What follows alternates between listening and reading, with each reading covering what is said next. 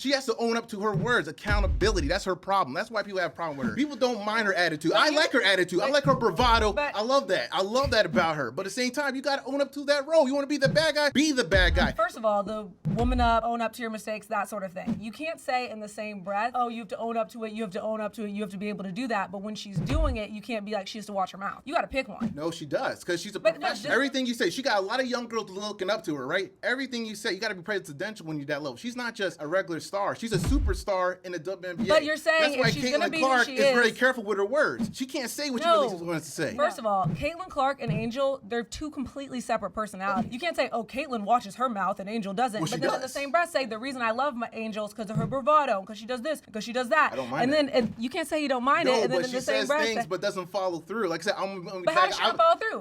With this, did she not win the race? Are you really? Okay, already won. You beat her down. Yeah, they whooped her ass. And by the way, she was the fourth scorer on that game. There's 3 players who scored 20 or more in that game. Everybody forget about them, but everyone remember this. That's what they were remembering. Who was the most outstanding player of that tournament? Who was it? Angel Reese. Okay, so you're saying But what? So what? No. But okay.